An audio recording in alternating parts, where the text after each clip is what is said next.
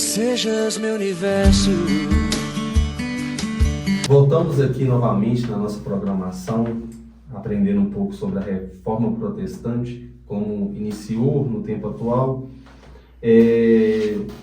O nosso irmão David finalizou a outra pauta com grandes bombas espirituais. Pessoal, toma aí, vai se alimentando aí, amém? O Jonathan ficou até confuso aqui, a cabeça dele até balançou. Faltou caderno e caneta. Mas amém. Vamos lá. Hoje em dia, irmão David, a gente vemos que os líderes atuais, eles não estão mais se preocupando em zelar o altar do Senhor. Hoje algumas igrejas viraram corredor de pregadores, nada contra pregador ir para a igreja, mas você não sabe de qual teologia que aquele pregador vai trazer para a igreja. Hoje em dia, as igrejas elas criam métodos para conservar o povo dentro da caixa, mas não preservar o povo que vai ouvir um evangelho puro. E vai uma pergunta aí, que vai uma bomba também para explodir todo esse Brasil aí no nome de Jesus. Você considera que no tempo atual o altar está em crise?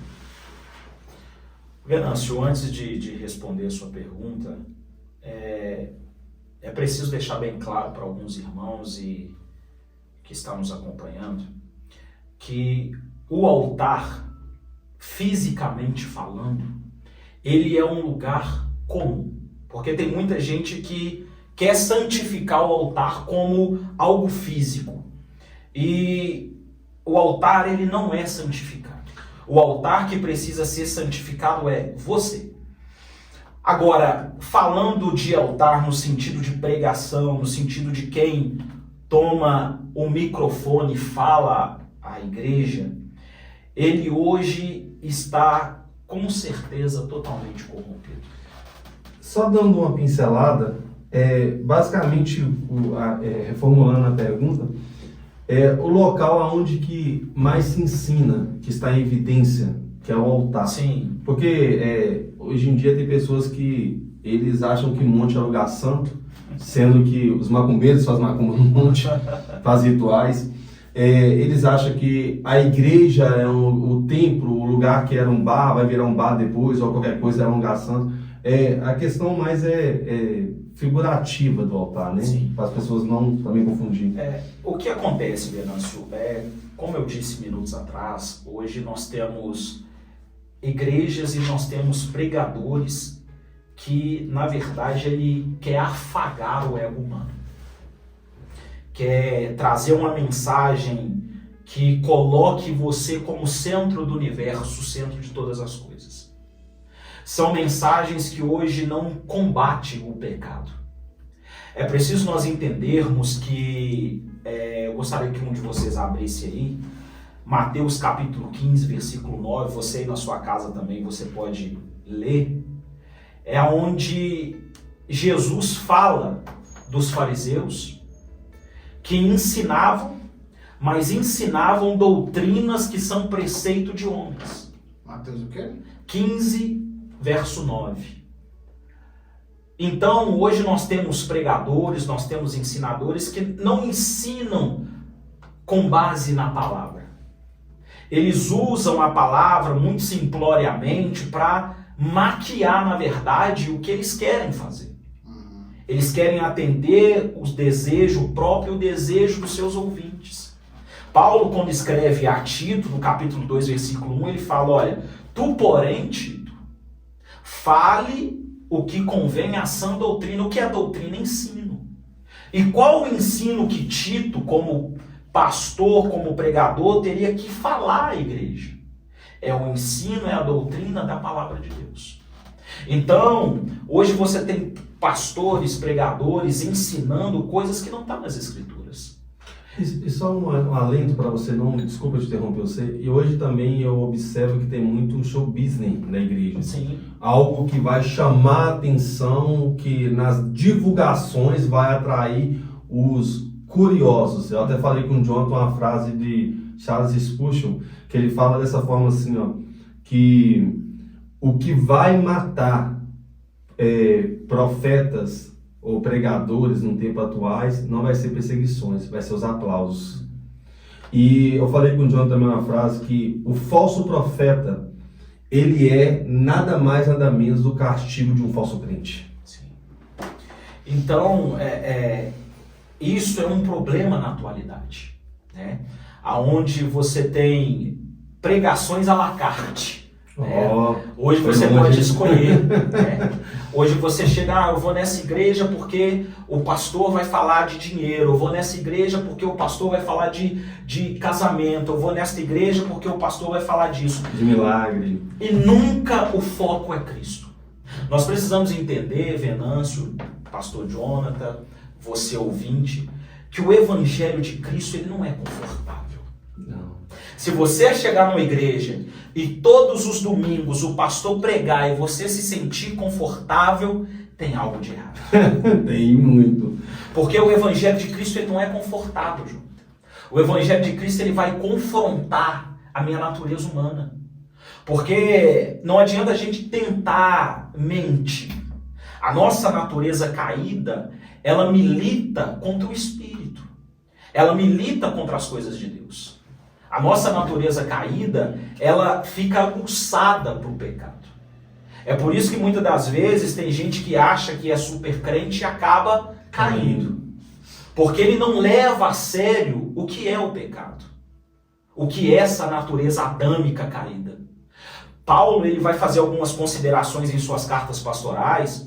E Paulo ele fala lá em Filipenses: sujeitai-vos a Deus, resistiu o diabo e ele fugirá de vós. Ou seja, olha a fala de Paulo, ele está falando, olha, que a sua vontade seja cativa a Deus. Não existe liberdade para o humano, isso é um conceito tanto teológico quanto filosófico. Nós somos escravos de alguma coisa. Ou seja, servo de alguma coisa. Então Paulo fala, olha, que a sua vontade seja cativa. Se sujeite a Deus. Resista. O que é resistir? Paulo está deixando bem claro, o crente, o cristão que crê em Jesus Cristo, não tem que correr do diabo. Resistir é, eu parei aqui e ele pode vir de lá para cá com a fúria dele. Que eu estou vestido com as armaduras de Deus. E eu não vou arredar pé. Forte. Aí ele conclui, olha, a partir do momento que você resistir, ele vai fazer o quê? Vai voltar pelo mesmo caminho que ele veio. Só que quando ele escreve a Timóteo, ele fala, Timóteo, foge das paixões da sua mocidade. Forte. Com pecado não encara. Tem gente que às vezes quer encarar o pecado, Venâncio, e eu sou exemplo disso. Negociar com o pecado. Hein? Não adianta você querer encarar o pecado e achar, não, eu vou vencer porque eu estou lendo a Bíblia, porque eu estou orando, porque eu estou jejuando. O pecado, quando ele aparecer, cedo nas canelas, como diz os antigos, fuja dele. Então, a pregação, o altar, ele precisa ser tomado pela palavra. O pregador, ele precisa ter compromisso com a palavra, com a homilética, com a exegese do texto. Porque o grande problema que nós temos também é pessoas que não são preparadas para pregar. Verdade. E é preciso, pastor Jonathan, o pregador, ele precisa ter o seu devocional. Ele precisa ter o seu momento de estudo. Não adianta eu querer pregar sendo que eu não sou um estudioso. Sendo que eu não dedico não só na oração, não só no jejum, mas na leitura da palavra. Ou que as pessoas no tempo atual, para a gente ir para a próxima pergunta, elas engolem a sua tonação de voz, a sua imagem, ou o que você já manifestou como dom. Isso acontece muito. Nó, fulano é homem de Deus. Mas homem de Deus? Não, porque ele entregou. Eu fico pensando, eu falei esses dias no podcast e repito. Gente, nem nada nesse mundo pode contradizer a palavra de Deus. O seu líder, ele pode te tratar muito bem, mas então ele tira você da igreja e vai tratar ele na sua casa. Porque na casa de Deus não é do jeito que a gente pensa que tem que ser, né? Eu digo que os irmãos não confundam animadores de plateia com pregadores do evangelho. Isso é uma palavra. Existem muitos bons animadores, João. E poucos Existem pregadores. homens que, se ele chegar na igreja, ele consegue virar a sua igreja de cabeça para baixo. porque o povo vai muito na emoção. Isso é verdade. E assim, eu quero deixar algo claro aqui para você, querido, que é o seguinte: o verdadeiro pregador do evangelho, ele não ministra aquilo que a igreja quer ouvir, mas aquilo que a igreja precisa ouvir. O verdadeiro pregador do evangelho, ele transmite a mensagem revelada pelo Espírito, e não o que os homens gostariam de ouvir. E isso é o que tem feito hoje com que o evangelho à la carte, né? Isso. Tem aí tomado conta desses púlpitos. Se a gente entende, o púlpito, eu acredito que é o lugar mais alto onde você fica, né? Em evidência, é o único lugar que você fica acima das pessoas. É o único. Sim. Mas isso não te dá o direito de estar acima de ninguém.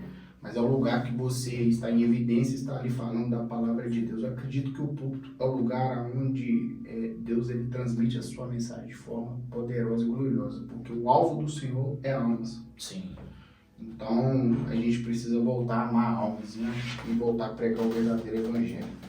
Queridão, em relação a isso, as pregações hoje têm sido, assim, algumas constrangedoras, né? Sim. Como você acabou de citar.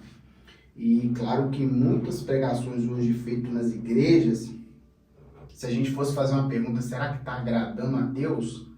Acredito que se o Senhor pudesse responder, acho que só, né, uma trovoada dele, como foi lá no Monte Horebe, lá já respondia essa minha pergunta. O que você acha, né, dessas mensagens hoje pregadas nesses púlpitos de todas as igrejas, de modo geral, pentecostais, neo, reformada e por aí vai? Olha, falando de igreja reformada, né? Eu faço parte da presbiteriana, que é uma igreja de linha reformada. Existem bons sermões, mas também existem sermões que enchem linguiça. É verdade. Porque uma frase de John Wesley, e é uma frase muito importante, ele fala, olha, coloque fogo no seu sermão, ou põe seu sermão no fogo. E em contrapartida, do lado pentecostal, muitas vezes os irmãos, eles não são estudiosos das Escrituras. E eles vêm e querem fazer uma entonação de voz, querem criar um movimento para trazer a igreja com ele. Mas estudo que é bom nada. Já em contrapartida na igreja reformada, muitas das vezes tem pregadores que acham que só o estudo, só o conhecimento das Escrituras vai gerar transformação e conversão na vida das pessoas. É preciso a gente entender que quem convence o homem do pecado, da justiça e do juízo é o Espírito Santo. É isso aí. Mas um pregador que tem o Espírito de Deus, ele leva a palavra que alcança os corações e a quebranta os corações. Aqui no intervalo nós estávamos falando de grandes pregadores como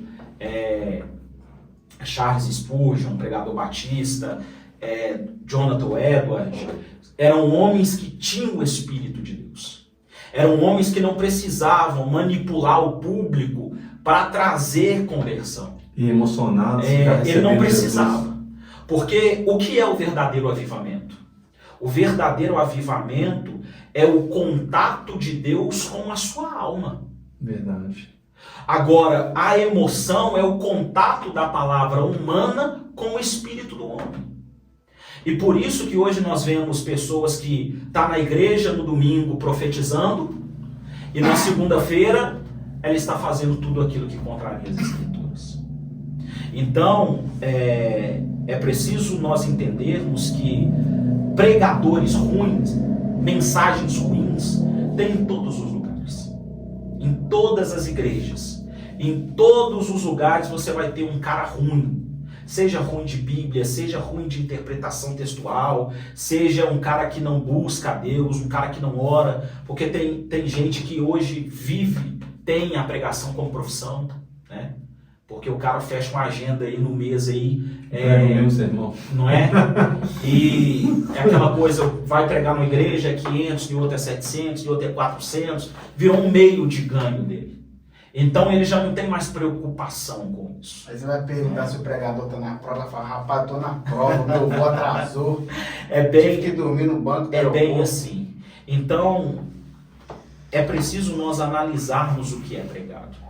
Eu digo que o momento da mensagem, e isso é uma observação que eu faço aos irmãos de igreja pentecostal, porque quando nós vamos para o livro de Coríntios, né, no primeiro livro aos Coríntios, Paulo vai tratar sobre o culto, né, e é preciso nós entendermos que o momento da palavra é um dos momentos mais importantes do culto. Verdade. É o momento em que a palavra de Deus está sendo pregada. E muitas das vezes a palavra está sendo pregada e tem irmão dando glória, e tem irmão que o Espírito Santo pegou ele, e isso não existe. O momento da palavra é um momento em que Deus está exortando a sua igreja. É um momento em que eu preciso estar com os meus ouvidos atentos ao que está ouvindo. Porque senão eu vou me alimentar de algo que não é da palavra. E é o que acontece em muitos lugares. Né? As pessoas tomadas por emoção acham que o que está sendo falado ali é das Escrituras. Mas não é das Escrituras. Eu preciso ser bereano. Eu preciso ter uma fé racional. Paulo fala isso. O que é uma fé racional? Eu preciso entender o que está sendo pregado. Eu preciso tirar lições do que está sendo pregado. Verdade. Está o irmão lá pregando, trazendo a palavra. Eu estou, muitas vezes, conversando, ou estou dando glória, ou estou atrapalhando o outro irmão. Eu preciso estar atento à pregação. Porque é um momento em que a palavra de Deus está sendo pregada e é um momento onde Deus está falando com o seu povo. Ô, Varão, eu já tive um culto onde o pregador chegou a dizer numa interpretação ilusória que Jesus desceu no inferno e salvou Judas. Você acredita nisso, irmão? Jesus desceu no inferno e salvou Judas. Acho que ele meio que usou uma interpretação meio... Eu gosto de falar que eu sou um cara que... Eu tenho uma conjectura pobre às vezes da escritura, mas não falo heresia. Mas ele teve uma conjectura assim bem pobre acerca daquele texto de Pedro. Né? Isso. Então, assim... Hoje a pregação do evangelho, hoje ela precisa, sabe, ser pura e simples. Sim. Sem muito folclore, sabe, sem muita invenção, sem muita Eu tive um professor, pastor esquisita. Jonathan e pastor Venâncio, eu tive um professor teológico. Como é que chama o historiador lá? Gente, Flávio José. Sem o Flávio José, torcer no túmulo, que tudo tá na conta de Flávio José hoje em dia. Mas o que acontece? Eu tive um professor quando eu cursei teologia, e ele falava o seguinte: irmãos, nós precisamos entender que algumas coisas nós não sabemos.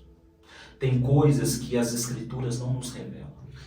E aonde a Bíblia fala, eu falo. Agora, onde ela se cala, eu também me calo. Porque tem pessoas que querem acrescentar o cano. Tem pessoas que querem trazer uma nova revelação.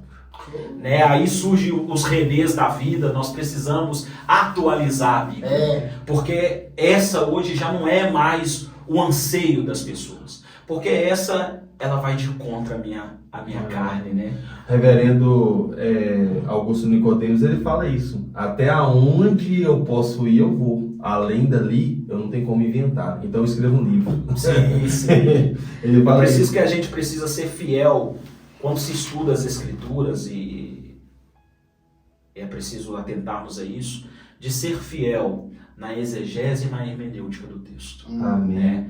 Porque senão, se eu pego um texto e tiro ele do contexto, eu crio um pretexto. Para heresia.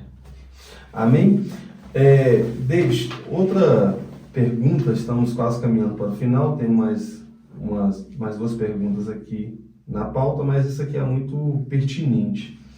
Sabemos que a igreja reformada, ela que tem uma linha reformada, como a presbiteriana, congregacionais, ou até alguns batistas, ou até mesmo algumas igrejas pentecostais, tem muita igreja pentecostal que não que são reproduções de heresias, mas tem muita igreja pentecostal também séria, como as igrejas atuais.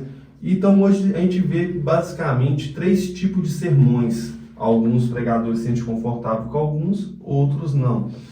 Temos hoje em dia o sermão expositivo, que a igreja reformada geralmente é o primórdio dela. Temos o sermão contextual e o sermão também temático. Desses 3, particularmente, eu vou falar minha opinião, acho que o mais perigoso é o temático. Mas qual sermão que você acha eficaz hoje em dia sobre o altar? Irmão, hoje, antes de falar aquele que eu considero, né, isso é uma consideração minha, como o melhor e o mais seguro, vamos dizer assim, algumas pessoas não entendem, né, o que é uma pregação temática, uma pregação textual, né, e uma expositiva. A pregação temática, ela aprofunda um tópico, né? Nós temos o tema que o tema é até aqui nos ajudou o Senhor. Aí pega Gênesis, Apocalipse, faz aquela mistura. Isso. Aí a pregação temática, ela vai trabalhar em cima desse texto, né? Em cima de 1 Samuel 7,12, exemplo. Então ela vai tratar esse tema, né? Ela vai tratar esse tema, vai jogar ele em foco, né? Então isso é uma pregação temática.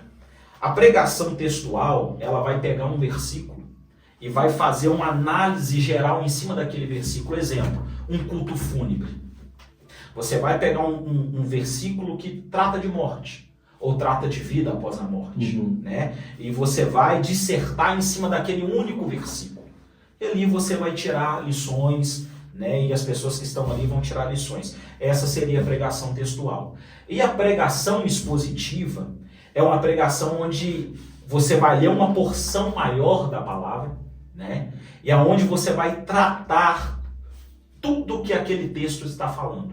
Por quê? E é a pregação que eu considero mais assertiva. Eu já preguei de todas as 3 formas. Já preguei temático, já preguei textual, já preguei expositivo.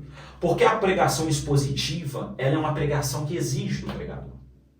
Você vê se o pregador tem vida com Deus, é numa pregação expositiva. Porque ele vai... Porque ele tem que dissecar aquele texto, né? Como dizem vocês pentecostais, ele precisa cavar, né?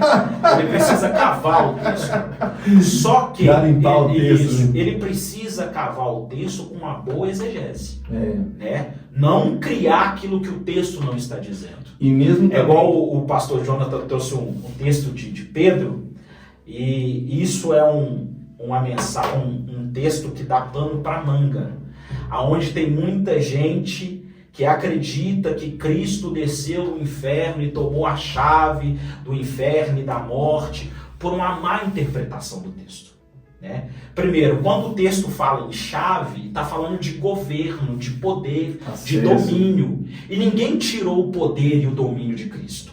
Chave ali é uma fala alegórica, né? É uma fala para descrever que Cristo tem o poder.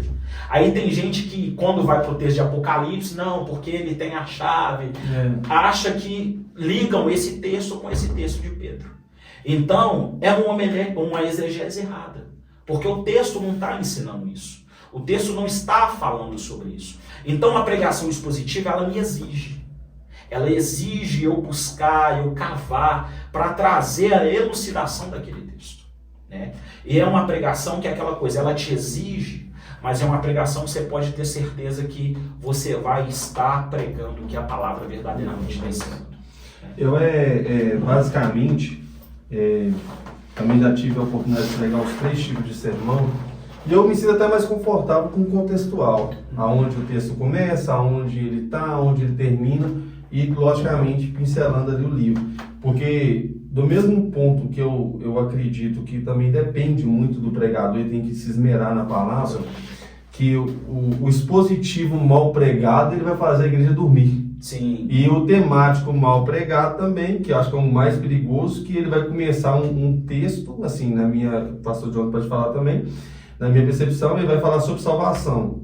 Só que ele vai, entre aspas, cair de paraquedas em vários livros e não vai ter conclusão nenhuma. E a mensagem tem início, meio e fim. Entendeu?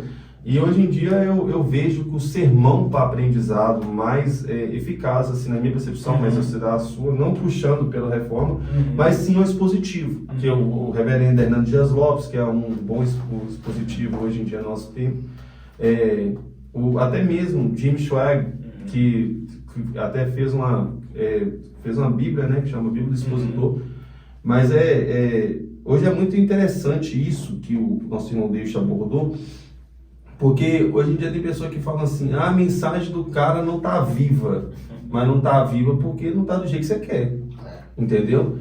Então não existe a mensagem estar viva, a Bíblia, só de você abrir ela já é viva, basta você querer ler ela como escrituras sagradas ou você ler ela como um livro histórico. E tem muitas pessoas que hoje em dia, como alguns outros aí, usam a Bíblia até para fazer coaching, né? Então imagina só para o altar.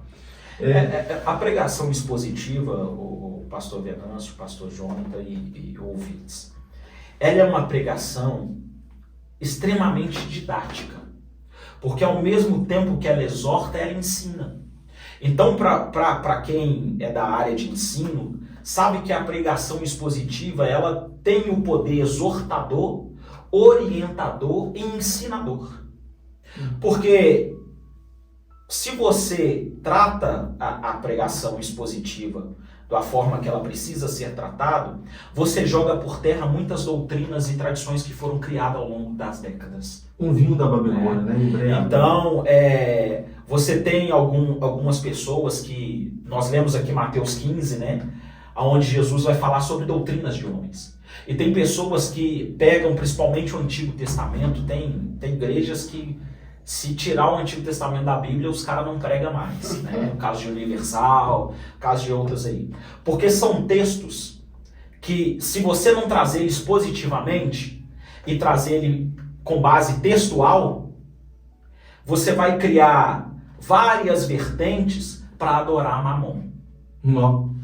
E fora para dar uma pincelada para o pastor John fazer a última pergunta da nossa pauta, que as pessoas acham que tudo que está na Bíblia não é doutrina e ensino.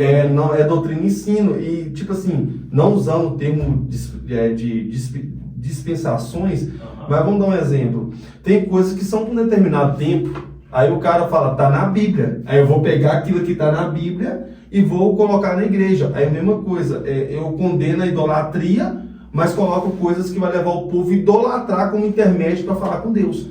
O pastor Jonathan até hoje tem um particular comigo que falou assim, tem coisa que dá para filtrar. Eu não tenho coisa que eu não filtro não, irmão, porque não tá na palavra. Nós estamos falando aqui da reforma, e tem coisas hoje que vai contra a reforma. São igrejas com candelabro, são igrejas com a menorá, são igrejas com a arca da aliança, são pastores com mitra sacerdotal, e voltando a práticas judaicas. E ignorando o sacrifício de Cristo. Entendeu? Nós precisamos entender, irmãos, que nós somos cristãos. Nós não somos judeus, nós não seguimos doutrina judaica, nós somos cristãos. O Antigo Testamento são livros e contextos históricos. O Antigo Testamento vai narrar a história de um povo. Tem coisas no Antigo Testamento que eu posso pegar e trazer para o cotidiano, beleza. Só que o Antigo Testamento não é doutrina. E as pessoas, igrejas assim, criam uma doutrina em cima do Antigo Testamento. Nós precisamos entender que a única doutrina, o único ensino que Deus entregou ao homem no Antigo Testamento foi os 10 mandamentos. Isso. Fora isso, nós vamos ter a lei mosaica. E a lei mosaica não é para mim, eu não sou judeu. E lembrando, né, David, que a palavra de Deus no Antigo Testamento é judeus que vem para judeu. Sim. É judeus que vem para judeu. E quando você chega no Novo Testamento, você vai ver ali os gentios sendo alcançados pela graça de Deus. Sim. E isso é muito perigoso para você continuar, pastor. Que hoje em dia, talvez fala assim, a pessoa vira e fala assim, fulano, mas é só um símbolo, mas esse símbolo talvez está tirando Jesus da cruz na sua vida e substituindo por outra coisa. Como se diz o seguinte, aonde estiver 2 ou 3 estarem no seu meio, o preço já foi pago, beleza. Então, muitas pessoas pegam Jesus, como a própria igreja apostólica católica romana, e fala assim, ele está aqui nessa cruz, quer tirar da sua sala? Tira ele daí, coloca outro enfeite aí. Então é isso que está acontecendo. se você quiser até entender, para me deixar aqui esse assunto final, pessoas que estão trocando Cristo por enfeite da sua alma, coisa que vai enfeitar a sua alma com a falsa busca a Deus. Amém. Glória a Deus. A gente hoje aqui foi bem... Que isso. Amém? Marão, você hoje foi um cara fora do normal. Talvez a última pergunta aqui não valeria nem a pena fazer, porque você inclusive já acabou respondendo ela, mas para não pra gente poder ser breve, você acredita que hoje a igreja tem perdido a sua identidade em relação à palavra de Deus? Completamente. A igreja precisa voltar ao lema da reforma.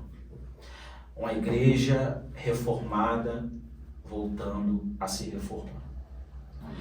E a reforma não é trazer nova revelação, não é trazer novo movimento para dentro da igreja, não é criar grupos dentro da igreja com interações para atrair as pessoas.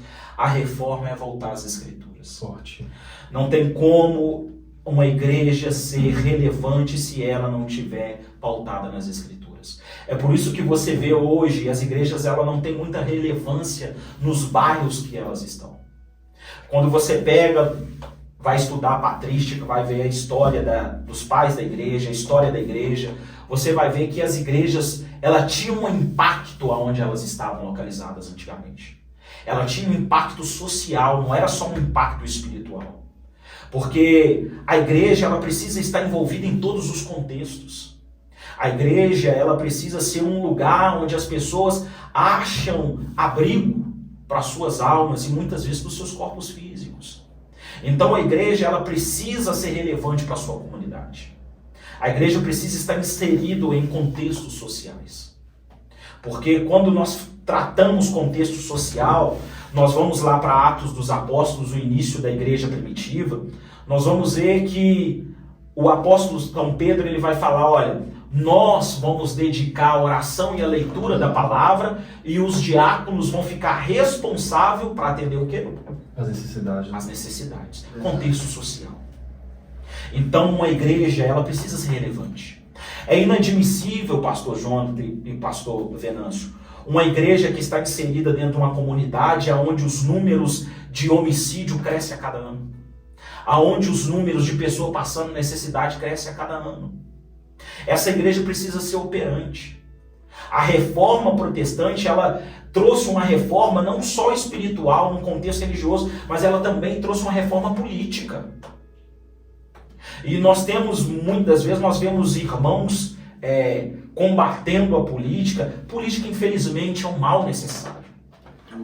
E a igreja, ela precisa estar inserida no contexto como social, num contexto social, porque quando você está na igreja, você é um ministro do evangelho, mas você não deixou de ser cidadão. Então, a igreja, ela precisa recuperar a sua identidade, tanto espiritual quanto social. Porque a igreja que não tem trabalho social, ela não é uma igreja que está pautada nas Escrituras. A igreja primitiva, ela trabalhava o espírito, mas também trabalhava o contexto social. Verdade. A igreja, irmão, ela precisa voltar a ser impactada para poder voltar a impactar de novo. O que hoje nós temos é muita palha e pouco trigo, muito vaso e pouco azeite. A igreja precisa voltar à sua essência para que ela volte a ser, de fato, uma obra, sabe, que conclua e revele a glória de Deus através do que o nosso querido irmão aqui acabou de falar pra gente. Amém. Amém, Deide. Eu, por mim, ficava aqui a noite toda, mas desculpa por exceder o tempo. Nós temos um tempo aí. Mas nós sempre finalizamos com 3 perguntas e eu acredito que vai voltar de novo, né, pastor? Não, vai voltar. Vamos tem falar muito, sobre predestinação. São predestinação. Tem muitas coisas que a gente pode abordar, temas, né? até mesmo a questão da funcionalidade da igreja juntamente com política e tal, que a Bíblia fala sobre isso. É assuntos que a igreja tem que estar inteirada, né? Mas vamos lá, 3 perguntas para a gente finalizar no nome de Jesus. Com poucas palavras, qual seria o conselho que você daria para uma pessoa que está começando a caminhada com Cristo hoje? O conselho que eu dou a você é: foque nos 4 evangelhos: Mateus, Lucas, João e Marcos. Um evangelho simples, mas que mostra a grandeza de Jesus Cristo. Cristo sempre deve ser o foco. O foco não é o pastor que caiu em adultério, o foco não é o pastor que está roubando, o foco não é os irmãos que muitas das vezes não se atentam para as suas necessidades. O foco sempre tem que ser Cristo. Amém. Segunda pergunta: quem é Jesus na sua vida? Olha, é uma pergunta muito difícil de ser respondida. Nossa. Porque eu vou falar aqui uma fala que eu falo com os meus 3 filhos. Eu falo que nessa busca por informação, e eu tive um momento, todo cristão, todo ser humano em si, ele vai ter um momento protestante, que é um momento de confrontar certas ideias, de confrontar o porquê Cristo é Senhor. O porquê Cristo é Salvador, o porquê que Cristo, ele é o único caminho. E nessa busca, eu li várias coisas. Do budismo ao espiritismo, as religiões de matriz africana. E nenhuma delas eu encontrei ninguém que se assemelha a Cristo. Se assemelha, nem que se pareça, mas que se assemelha. Então Cristo, ele transcende tudo que o raciocínio humano consegue atingir. Ele vai além. Então, ele, basicamente, ele é mais que tudo. Glória a Deus. Amém. Amém. Terceira pergunta. Sabe que um dia, como se diz aí o nosso saudoso, o nosso irmão aí, Vilela, né? Um dia todo mundo vai morrer, né? Sim. Se hoje fosse o seu último dia, qual que seria a última mensagem, olhando para aquela cama, que você deixaria para a Igreja de Cristo? Minha última mensagem seria: não existe salvação fora de Cristo. Podem surgir reinados, pode surgir impérios, pode surgir novos ensinamentos, como as Escrituras vão ensinar, pode surgir falsos cristos, como as Escrituras nos advertem, mas não existe outra pessoa que pode salvar o pecador a não ser Cristo. Essa seria a minha última mensagem à igreja. Glória a Deus. Eu agradeço por essa entrevista. Foi de tirar o fôlego, foi de tirar a dúvida, foi muita dinamite espiritual aí, mas deu para ser muito bem esclarecedora. Nosso irmão Deixe vai ser quase da casa aqui praticamente, né? Vai estar vindo sempre aqui. Eu queria deixar as considerações do canal final com o pastor Jonathan, agradecer o David, que é meu cunhado, amigo, irmão em Cristo Jesus, e agradecer vocês também, ouvintes. Amém? Fica o final aí com o pastor Jonathan, no nome de Jesus. Amém. Glória a Deus. Irmãos, nós queremos agradecer você por estar conosco aqui. Amém? Tenho certeza, David, que foi de suma importância a sua participação. E você, querido, não deixe de seguir o nosso canal, não deixe de ativar o sino, não deixe de deixar o seu like. Amém? Toda sexta-feira às 20 horas vamos ter lá um conteúdo novo lá. E o melhor, não deixe de comentar. Participe conosco, deixe aí nos comentários o que você gostaria de tirar dúvidas. Quais são as suas dúvidas em relação à palavra de Deus que nós vamos trazer para cá e debater aqui. Que Deus abençoe vocês, que Deus te abençoe, abençoe sua família, abençoe seus filhos. Que Deus abençoe você, pastor Venâncio, Aline, Rafa, que Deus abençoe vocês em nome de Jesus. E não deixe de seguir o canal do nosso podcast lá no Instagram, amém? @1samuel712cast e também o Instagram da nossa produtora Aline Modas, acessórios.ofc, amém? Que Deus abençoe vocês. Deus abençoe. Deus abençoe.